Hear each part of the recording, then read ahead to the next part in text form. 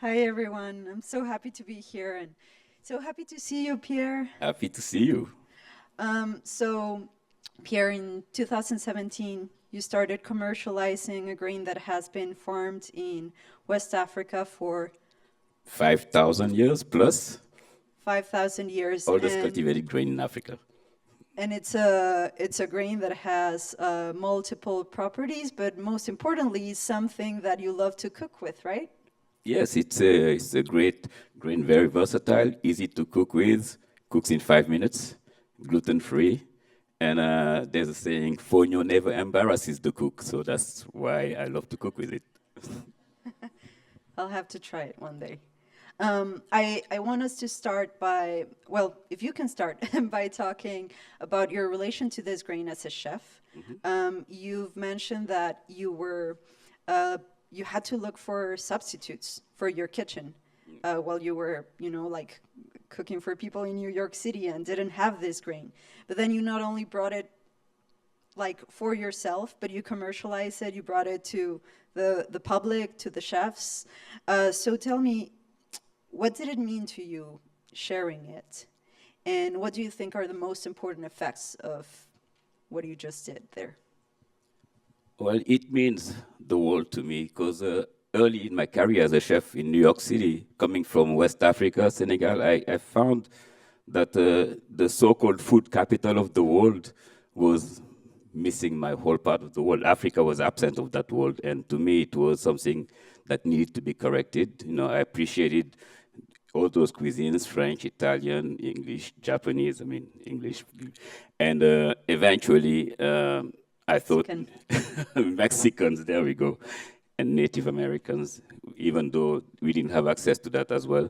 But to me, it was an opportunity. The food that I grew up with in Senegal was like this beautiful diversity of cuisine. Senegal is a coastal country, and it's like the entrance of Africa, so it's really a melting pot of cuisines from West Africa, but also the colonial French have brought their cuisines, the Portuguese in the south have brought their cuisines, so all of that makes a wonderful pastiche, and to me it was an opportunity to bring it.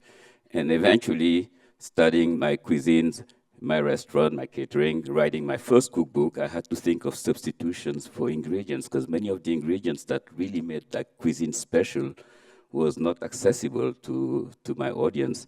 So instead of bringing substitutions that really wouldn't make it the same thing, I started to think about ways to only not only make those ingredients accessible to market, but also to have an impact and support the smallholder farmers communities that have been growing these crops for thousands of years, for millennia. And one ingredient particularly caught my attention is this ancient grain called fonio. And fonio has been cultivated in the southeast part of Senegal. In Dakar, the city where I grew up, you don't even see fonio. You didn't see fonio at the time. And that really bothered me. How come a grain that's not only grows in poor soil, that restores the soil, that's a grain that's drought resistant, a grain that's very nutritious, rich in fibers, it's a grain that has a low glycemic index, so it's good, it's recommended for diabetics and all that. And that grain is not even accessible. It's like, to me, it didn't make sense, and it was disappearing. So I was like, let me figure out a way to bring that grain to the market, and eventually, by branding it, eventually that would bring interest for the consumers, not only in the US, but back in Senegal as well. So that was really the idea behind it. And I had no idea that it would require recreating a value chain from this grain.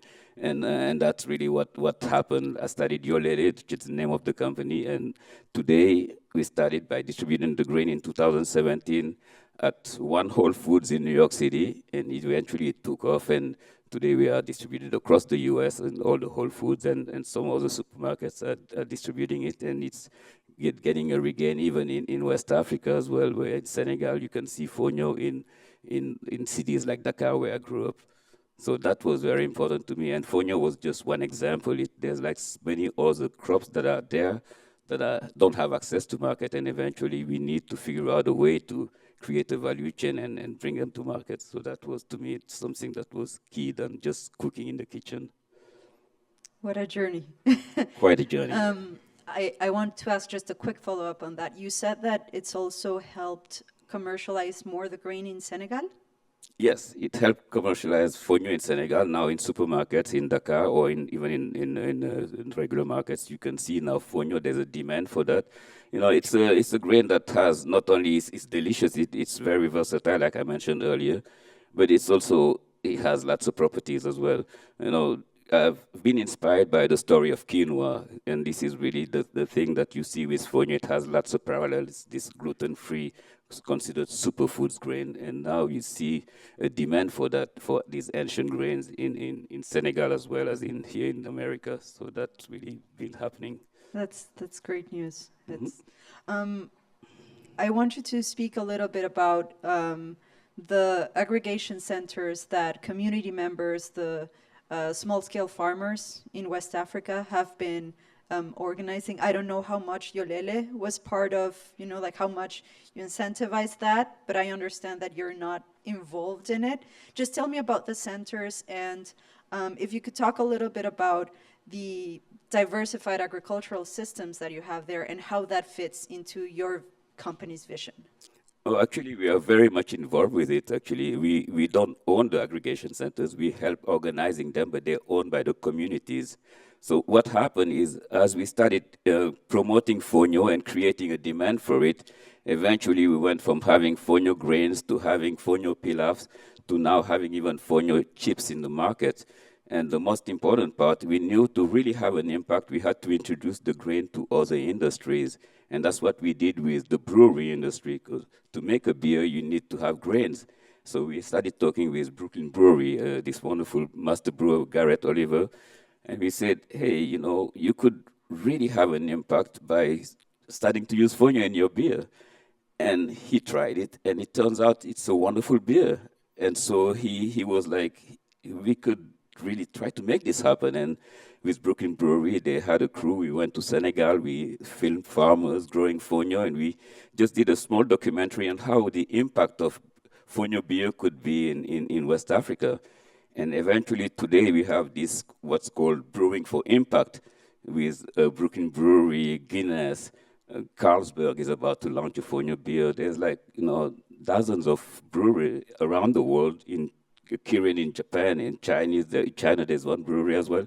So that demand was there now. We created a demand. We wanted to make sure we can satisfy the demand. And that meant going back to the farming communities and support the farmers. It was very important to create these aggregation centers, because one thing we learned from quinoa, and we wanted to make sure we didn't want to be the next quinoa. We didn't want this success of fonio to be something that happens outside of the communities. We wanted the farmers who grew fonio, who's been growing fonio for thousands of years, to be the ultimate beneficiaries. And for that to happen, they had to have a system around the aggregation centers that supports them, that equips them, that just provides them with like the seeds, the warehousing and the market. And therefore that aggregation center would be run and operated by the farmers. They will be supplying the communities, they will be supplying the industries, they will be supplying the breweries, they will be supplying eventually the other food companies around the world. So that was the idea. The vision is we can integrate these ancient crops and to the market with the support of even corporations. They can play a role. Everyone could play a role and have an impact, as long as the community remains the deliverable and the farmers are the ones who are the ultimate beneficiaries. I'm glad you mentioned that. That's my next question. But just this really scaled up. And is it like for, if anyone wants to look later at Yolélé's website, you'll have more context of what I'm saying here. But it's a very big farming area, right? Like, is it all the way from Senegal to Sudan? Yeah, to Chad. Fonio grows from Senegal to Chad. It grows really easily. You know, they call it the lazy farmer's crop. That's why it's been around. It's very resilient. All the farmers, all they have to do is throw the seeds when the first rain comes, and they guarantee to have a harvest within 2 months. So that's really a fascinating grain, and it's a miracle grain. But again, you know, it's been happening for 5,000 years. but still they didn't have access to market. It was just a subsistence grain. It was a grain that farmers would use because not only it grows so fast, so in seasons where the rain is inconsistent, like what we have now with climate change, they know they can rely on fonio. But now imagine now to go from subsistence grain to bringing economic opportunities for those farmers. So then you have a win-win-win. The farmers are winning from this grain. They also have access to markets, so they're winning. The environment is winning because that's a grain that's grown in a regenerative way. It restores the soil. It has deep roots that add nutrients to the soil. And the consumers around the world too are winning because, again, when you look at our health, we're talking about food is medicine. The problem we're having, most of the chronic diseases that we're dealing with are connected to the lack of diversity in our diet. So if you can add crops like fonio in our diet and many others that have been ignored by our food system, then the consumers are winning as well. So this is just a great way to look at how to switch the food system by integrating small farmers and their underutilized crops. Okay, and back to not becoming a cash crop.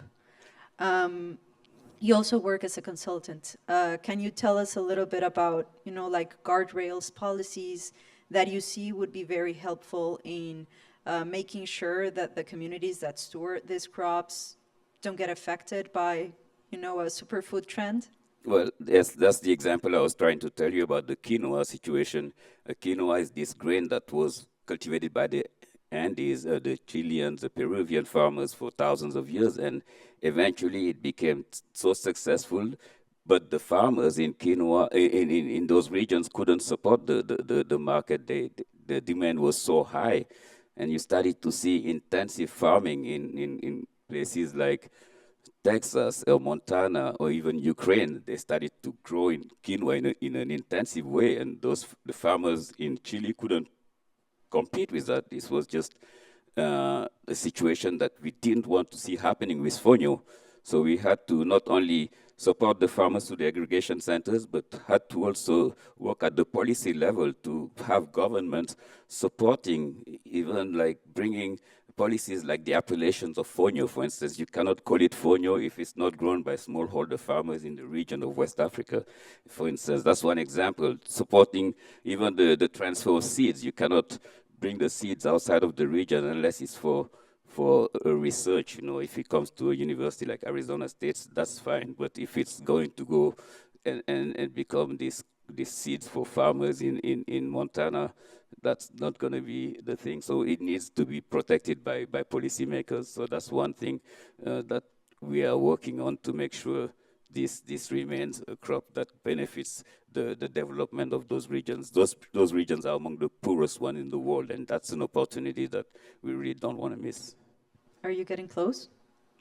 Well, it's an uphill battle we're fighting, and the interest is growing. So the more we have exposure for these grains like fonio, the more appetite from also those other big food, like you call them, is happening too. So it's an uphill battle, and we're fighting for it. But we believe in it, and we have no choice. Yeah, there's no choice. So what is something that we can all do, to bring out the best of this, out of this superfood trend and food is medicine hype? Well, it shouldn't remain a trend. It should be a way of life. We need to really return to the way we've been feeding ourselves for 5,000 years plus. Until 50 years ago, we changed our diet. We changed our approach to feeding ourselves. We need to diversify our diet, and we can do it 3 times a day if we have breakfast, lunch, and dinner. If we are part of the lucky ones who have that, and that's an opportunity to diversify, to return to real food, simple food. Again, fonio is one, but there are thousands of others. There are 7,000 species, plant species, food that are remaining right now. I mean, I heard 70% of our biodiversity has disappeared, or more than that already. So if we don't consume it, it continues to disappear. So everyone has a role to play. Everyone can make a change at breakfast, lunch, and dinner. Okay, so we still have 2 minutes. Do a call to action. Yeah, I mean, I think that's a very powerful call to action. I would love if you can talk a little bit to us about your cooking, about your cuisine. My cuisine is inspired by West African cuisine, so it's again real food, very very simple. At my restaurant in New York City, I try to bring dishes that transcend the colonial borders. Again, that also has a role in my cuisine too. It's like a way to decolonize it. So I transcend those borders because in West Africa or in all over Africa, those borders are not real. They've been imposed upon us, drawn in Berlin sometime in the 1800s. But when you see the food that I eat in Senegal and the food that you see in Nigeria or in Cote d'Ivoire or in Mali, there are similarities. And in that diversity, there's still similarities. And at the restaurant Teranga in New York City, this is how I present my food. So the customer can come and see and choose between a fermented cassava couscous or a fonio, jollof fonio. Jollof is like this famous recipe that you see across Nigeria, Senegal. Every one of those countries are fighting to make the best jollof. Obviously, Senegalese are the original jollof ones, but Nigerians would die for it. So it's just it's a war. I'm not sure if you heard of the jollof war. So it's real, but that's the best type of wars because no one dies from it. It's like a war that's like really a symbol of unity, really. And that's what my food is. I really want my food to be representing that region of the world, and I want also my food to be a way to foster understanding and bring my culture to the rest of the world, to America in that case. And we'll get to try some of that at the reception. So Yes. anyway, round of applause for Pierre. Thank you so much, Pierre.